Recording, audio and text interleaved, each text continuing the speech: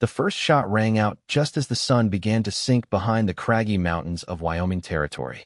Samuel Colt didn't flinch.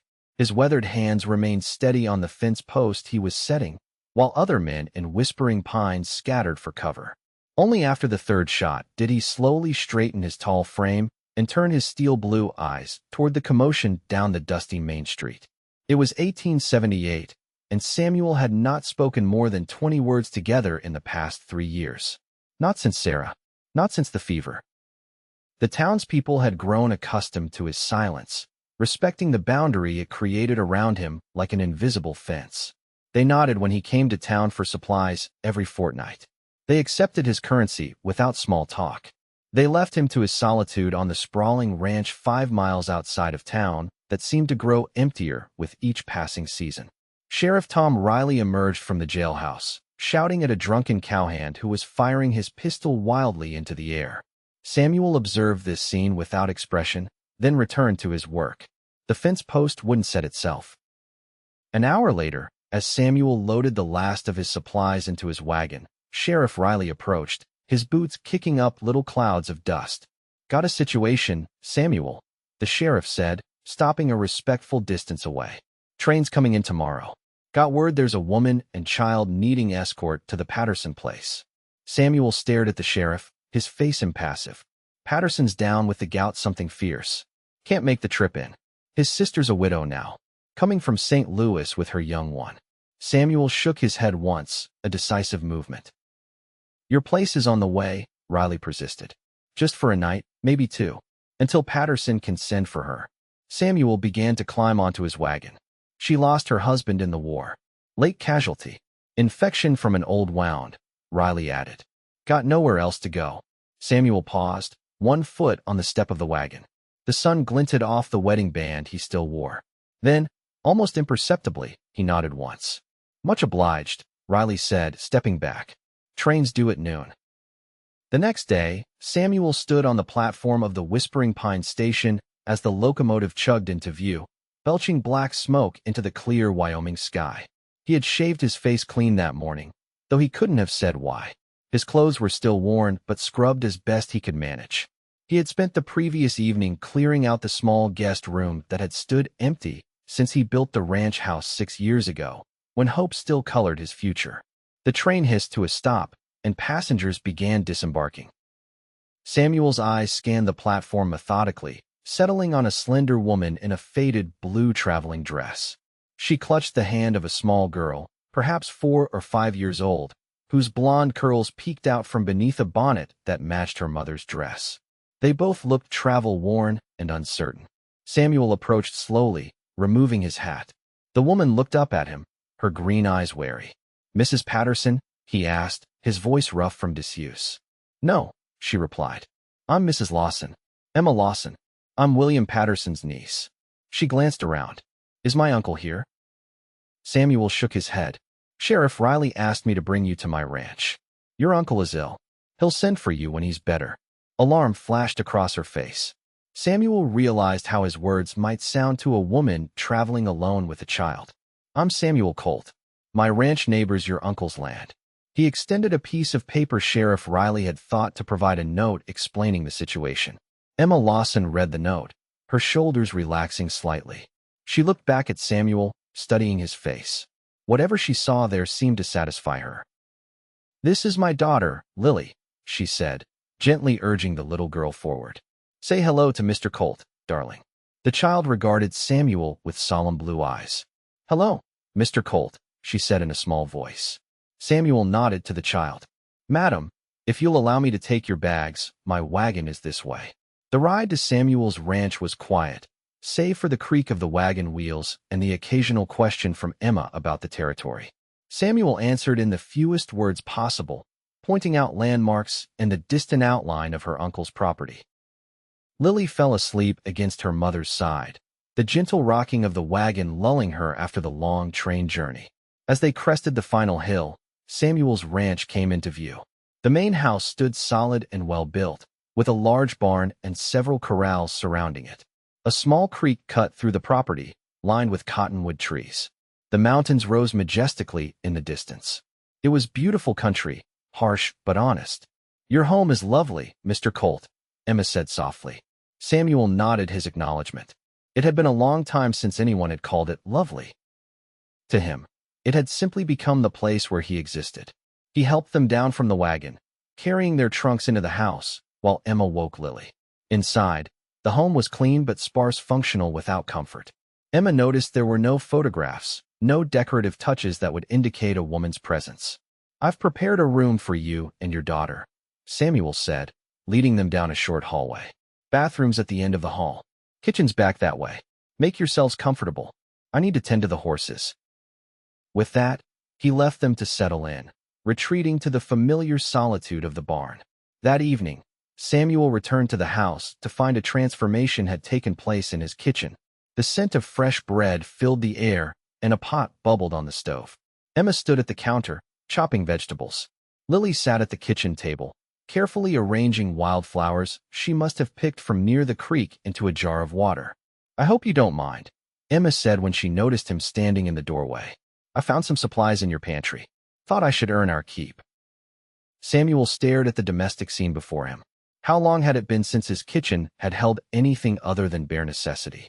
The flowers on the table caught his eye, a splash of purple and yellow against the weathered wood. "It's fine," he managed, moving to wash his hands at the basin. They ate together at the table, the silence occasionally broken by Lily's childish observations or questions, which her mother would answer patiently. Samuel ate methodically and used to sharing meals with others. "Mr. Colt," Lily suddenly addressed him, "do you have any children?" Emma looked mortified. "Lily, that's not a polite question." Samuel set down his fork. "No," he said. After a moment, he added, "Not anymore." The words hung in the air. Emma's expression softened with understanding. "I'm sorry," she said quietly.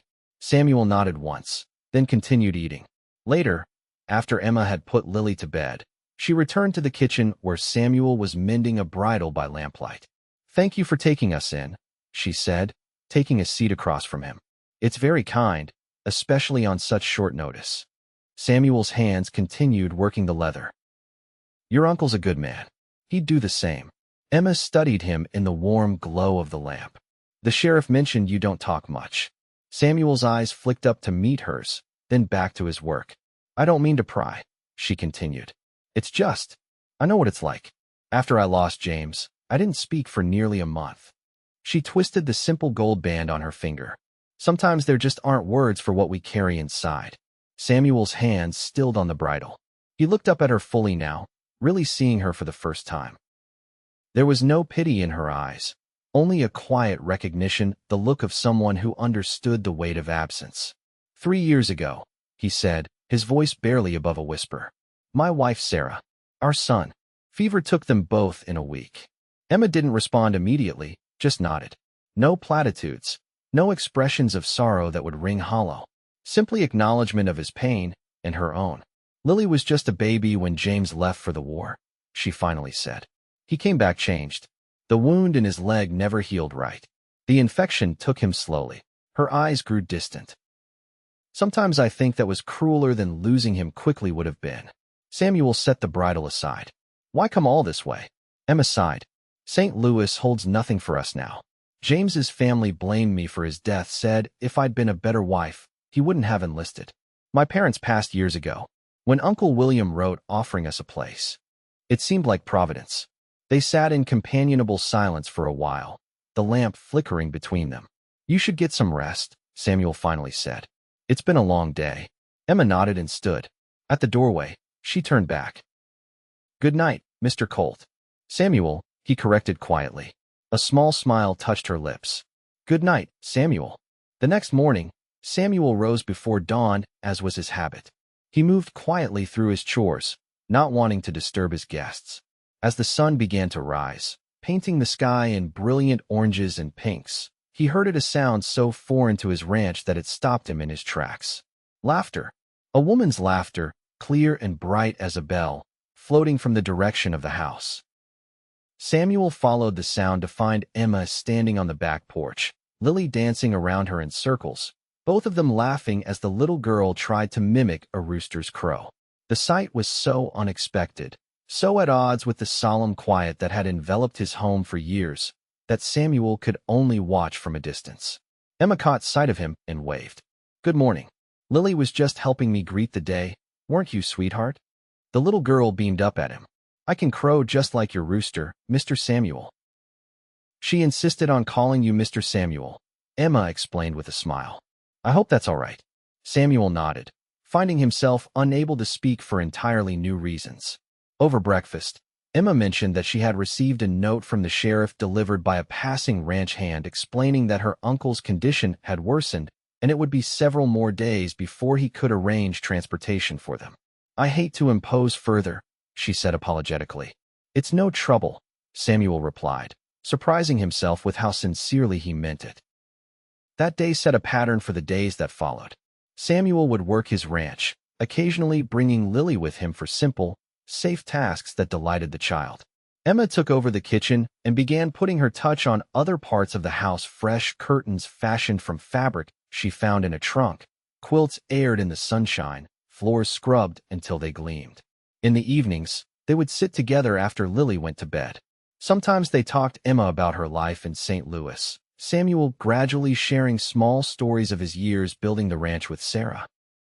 Other times they sat in comfortable silence, Emma sewing or writing in her journal, Samuel working on small repairs.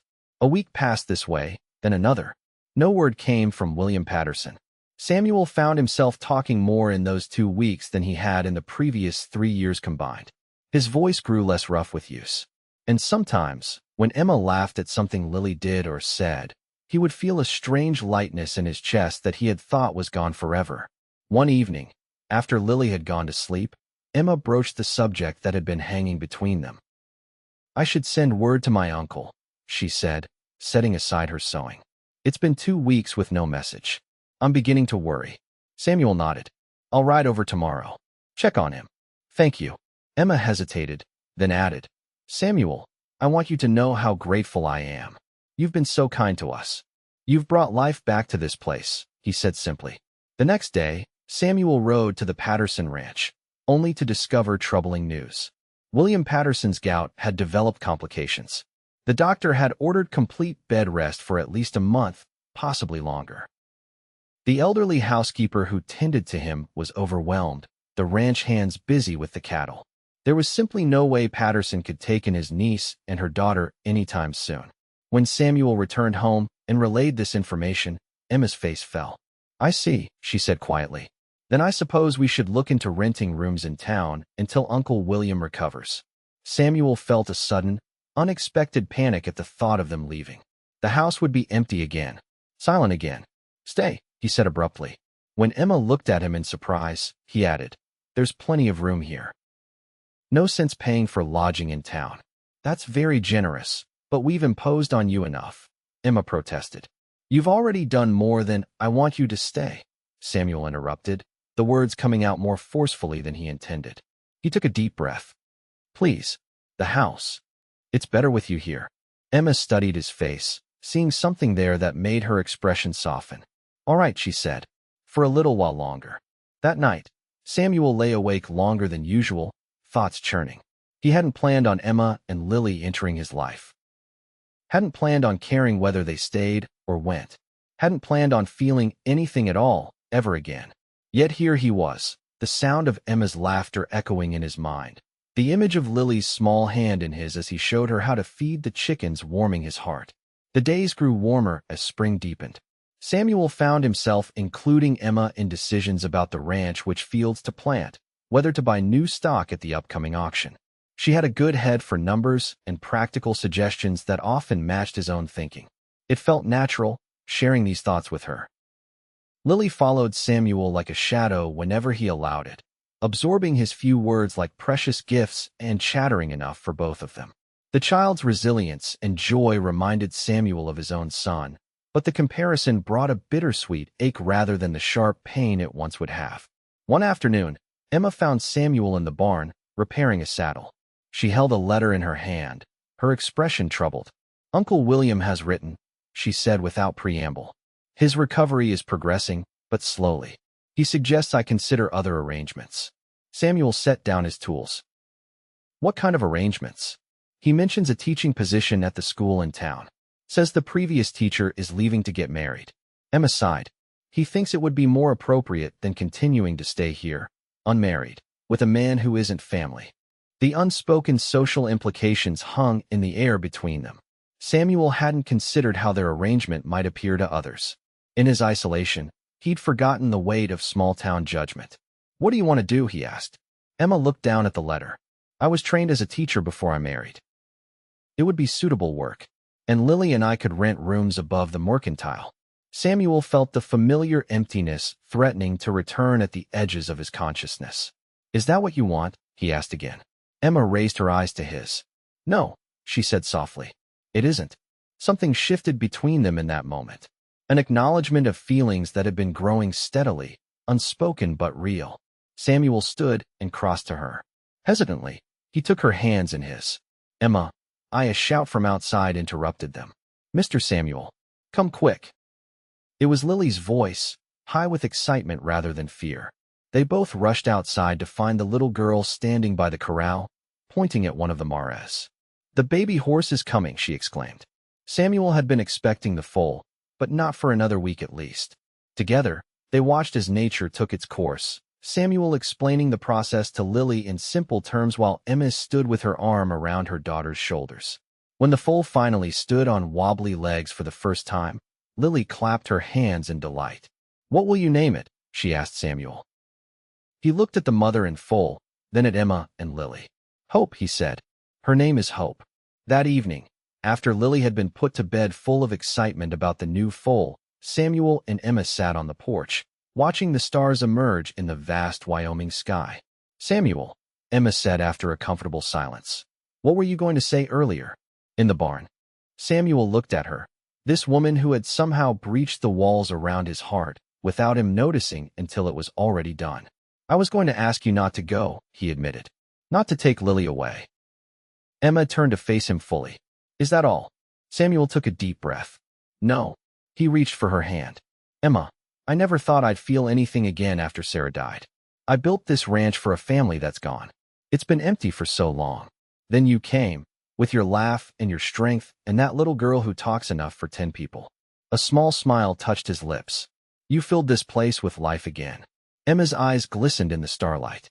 "I never expected to find another chance at happiness," she said softly. "When James died, I thought that part of my life was over. I came west looking for safety, for Lily's sake. I wasn't looking for love." Samuel finished when she trailed off. "Yes," she whispered. "Love." Samuel reached up to touch her cheek gently. "I love you, Emma. You and Lily both. Stay, not as my guests. Stay as my family." Emma leaned into his touch.